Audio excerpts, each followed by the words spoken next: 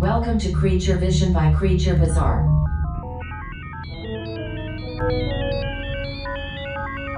Refreshments are available in the lobby. And please, keep our theater clean by disposing of trash in specified containers. And remember, gift certificates are available for any special occasion. Enjoy the show.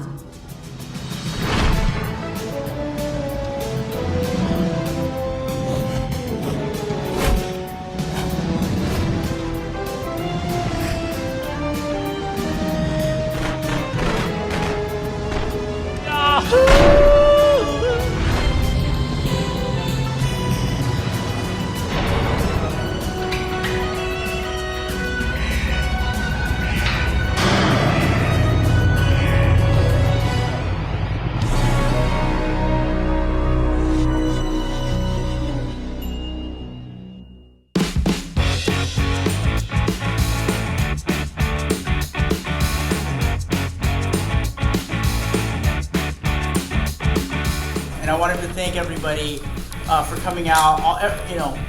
All the different makers from all around the world. It's really awesome that we're all, able to have everybody come out, and then all of you guys come to see all of our insanities.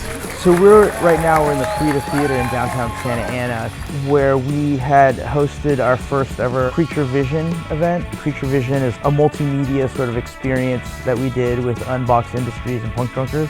From time to time I would actually rent the theater out to do various screenings here. And when it came time to do Creature Vision, there was no other theater I wanted to do it within. This whole event was sort of like a pre-Designercon sort of experience for a lot of the people that were coming into town. Part of it was trying to give a shared experience amongst all the fandom, like the core fandom for the soft vinyl toys that we all produce. It was a very interesting day. I'd say that like when we came to set up the theater, we went earlier to set up our spot at the convention center in Anaheim, broke out from there, and then came here to set up. And it was interesting to walk up and down the street and sort of see a lot of people kind of within the area that I knew from the soft vinyl toy fandom, just kind of pouring in. And then as the day went on, as we were setting up, more and more people were just lining up in front of the theater. I had known that the event had sold out quickly, but I don't think you ever really know. Like when I looked up and saw everybody, I was kind of astonished to see how many people were actually here.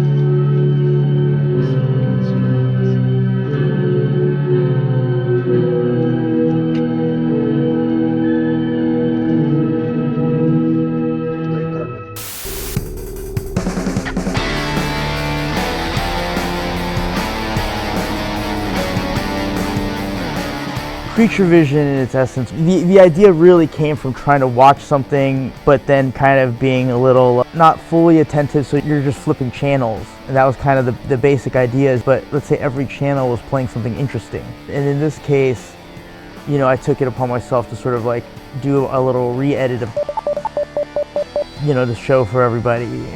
That it being a movie that I thought everybody had seen, but apparently there's a few in the audience that hadn't seen it before, so their version of for the first time to seeing mine. But it was just really fun to be able to get together with all the other Creature Bazaar guys and sort of find a lot of our favorite clips that were on the internet and just sort of place them within. And along with that, film special things and create special things.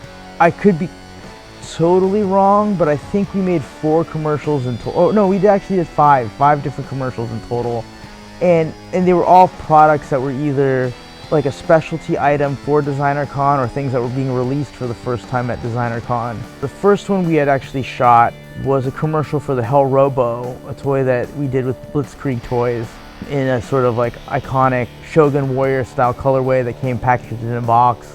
Through the editing process, when I was watching tons and tons of vintage toy commercials, And it got to the point of being able to break them down and just thinking about it and being like, well, I can actually shoot segments like this in my backyard, and not necessarily doing it with a super high production value, but just sort of like cruddy enough where it's kind of funny. You know, we shot that actually on a day, which was pretty crazy because it actually rained on set, and we basically had umbrellas up to protect the lights and the camera and everything. I had to go out and get like fireworks to kind of like shoot at the toys. It was pretty fun. It was a really great one. And then we did a commercial for our friend Michael Scottum. He had developed a trio of characters he called the Crushers, and we did a Three Stooges style commercial. We worked with the legendary toy maker Bullmark to release an officially licensed Subaru Iconogon figure that came with a Creature Bazaar shirt in a special Creature Bazaar colorway, and that was really fun. And that was a stop motion style commercial. The toy maker Headlock had actually produced a mascot toy of me, and so I did a little commercial for that as well. It was kind of a huge undertaking now that I think about it, the things that we all kind of banded together as a group to kind of produce. And then many of the individual makers that were participating in Creature Vision had also made little clips. Mutant Vinyl Hardcore, for instance, whenever there was one scene would cut to the next and there's a little bit of static, you'd actually see a Ghostbusters logo that he actually produced for his release of figures. Barely Human Art and Candy Bolton produced their own little shorts. Buwana Spoons produced little short clips as well that were really funny. So everybody kind of had their own little bit in the show. Well, what made you want to come to Creature Vision? Well, it was actually like more of the secretness of it. Like, you know, I wanted to know what was coming out. What was going to be played. Like it's just like the mystery of it, like really kind of turned me on about the whole event. And then also a chance to get a piece, of course. I need more of these. This is amazing. Like the whole vibe, everything was like it's unique. It's what we need right now, especially post-pandemic. What's really neat is that it's a movie, and then you get to have a number assigned to you. As you watch the movie, they do the lottery, and then you pick the toy that you want. We were just expecting to go in just to see some cool Sofubi figures, some punk rockers, hopefully to meet some punk rocker that we're excited to meet him and see him. See a cool video. So I definitely appreciate being an attendee because there's just so much work in putting an event together. So from like their editing with the toys, like the execution is like well done. It's a great job.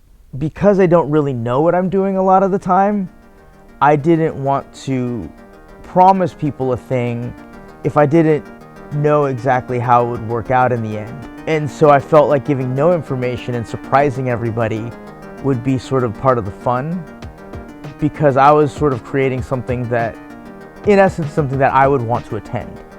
And I felt that within the soft vinyl toy community, there had been a void of like a group event where it wasn't just about coming and buying something and then running away, essentially, and then like taking a photo of it and just putting it on your shelf. I wanted to do something where it engaged with people, and it gave something for people to talk about and be excited about, along with being able to get some really great pieces for your collection.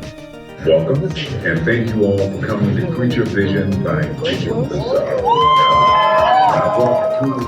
The creation of Cameo kind of led to some very funny events within it, whether it's the intro from Ernie Hudson or, you know, a really beautiful moment and something that I mean, really is part of Creature Bazaar's core is just getting Ernie Hudson to sing Happy Birthday to our friend Buwana.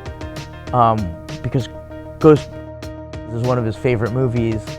Happy birthday to you. Happy birthday to you. Happy birthday, dear Buwana. Happy birthday to you. Happy birthday. So thank you for coming, everybody. I've been working on a stop-motion horror fantasy film for 6 years. It was really cool to have Skinner have the premiere of his the trailer for his Shrine of the Abomination stop-motion film. He had sent me so many clips of it that I had assumed that a ton of people had seen it. But when I realized it was just through our personal message exchanges, that's how I had seen everything, we kind of realized, no, like, more people need to see this to get excited for his Kickstarter that's coming out in February. Our friend JJ Villard had provided us a lot of clips from the various animation work that he had done. That was really amazing. And I mentioned before, our friend Eric Fountain produced actual Creature Bazaar animated clips, which were really amazing. That was huge to me. That helped give a little production value. Those are probably the highlights. It's weird for me to talk about the success of it because it's sort of like narcissistic, because I felt, I don't know if it could have gone better for us.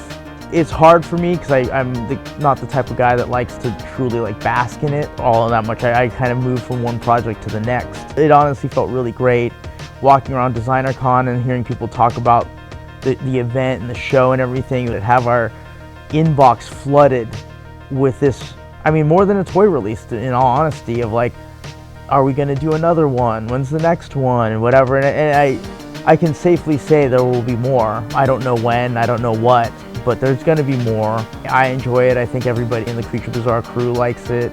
All the international people coming in, the people from all across the country. It was sort of like a really beautiful moment that we can all kind of share together. You know, if we never do another one again, it's still something that I think the toy collecting community will probably not forget too soon. The overwhelming amount of positivity I got just reinforced my love for the community.